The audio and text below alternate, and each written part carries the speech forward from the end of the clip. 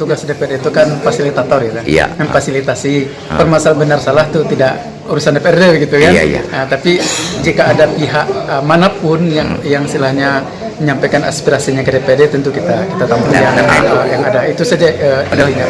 Ya, kita berharap tentu berbagai macam permasalahan yang ada di Kota Bukit Tinggi, terutama permasalahan tanah.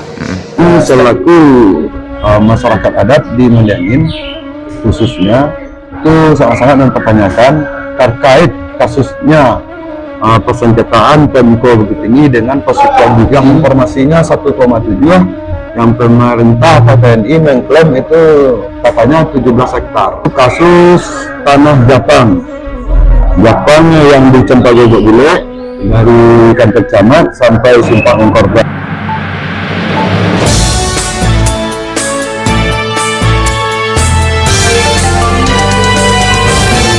Assalamualaikum warahmatullahi wabarakatuh. Kembali lagi ke ranah kini. Ketua DPRD Kota Bukit Tinggi, Sumatera Barat, Syaiful Effendi, menyatakan pihaknya akan memfasilitasi penyelesaian masalah tanah ulayat yang ada di kota itu. Baik permasalahan tanah ulayat kaum, suku, jorong, maupun nagari.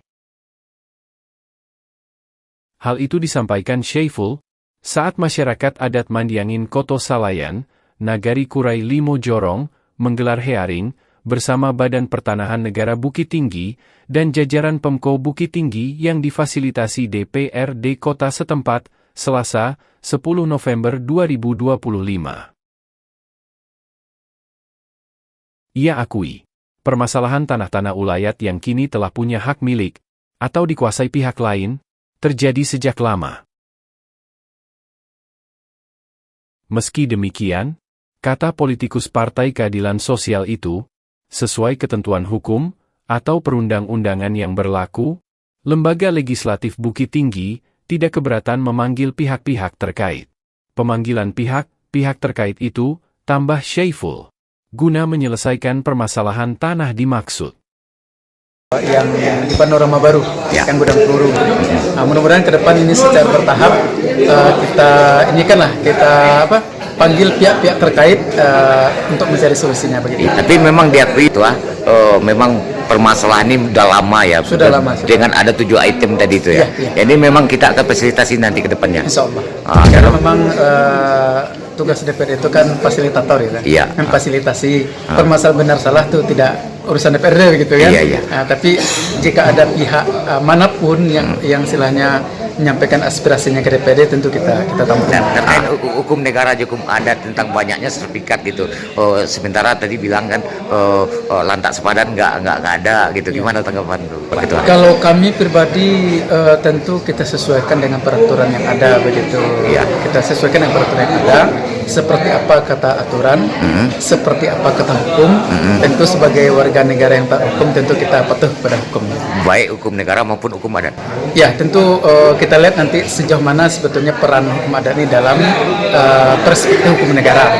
Jadi artinya jangan sampai nanti apa yang kita lakukan melanggar aturan yang ada. Itu saja dalihnya. Ya, kita berharap tentu berbagai macam permasalahan yang ada di Kota Bukit Tinggi, terutama permasalahan tanah, step by step secara bertahap bisa ada titik terangnya lah gitu. Sebelumnya, di ruang rapat DPRD, masyarakat adat Mendiangin Koto Salayan, Nagari Kurai Limo Jorong Bukit Tinggi, Taufik Datwak Nanlaweh, mengungkapkan, ada beberapa titik tanah ulayat yang dikuasai pihak lain. Hingga kini, kata Niniak Mamak suku Pisang itu, belum terselesaikan.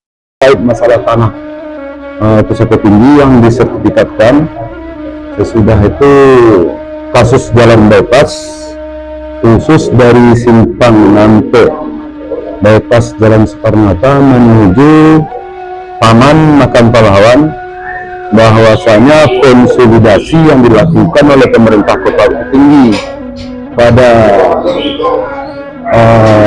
penyelesaian konsolidasi jalan bypass sampai sekarang itu belum terpenuhi sengketa penyelesaian konsolidasi anak nagari yang ada di seputaran jalan bypass Kota Bukit Tinggi. Itu masalah konsolidasi jalan bypass. Itu yang pertama. Sudah itu masalah kasus Islamic Center yang tadi sudah kami pertanyakan ke DPRD termasuk ke pemerintah Kota Bukit Tinggi melalui asisten.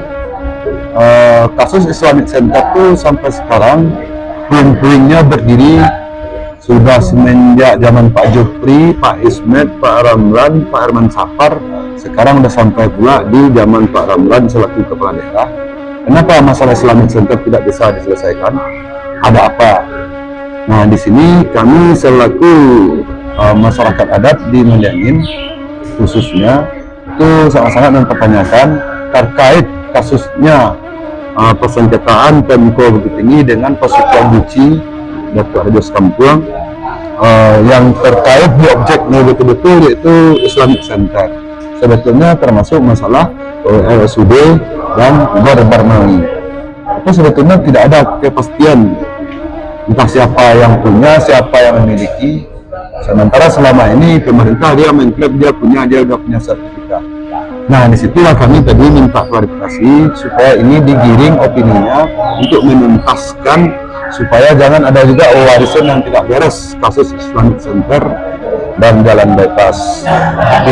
Urusnya kasus tanah di Gudang Peluru yang informasinya 1,7, yang pemerintah atau TNI mengklaim itu katanya 17 hektar. Nah, tempoh hari kan udah ribut juga kasus di Gudang Peluru. Anak ponakan kami akan membangun di plan itu adalah tanah TNI. Nah, itu pun kami sampaikan tadi. Sudah itu kasus tanah Jepang yang di Cempaka Bule dari kantor camat sampai Simpang Engkorba.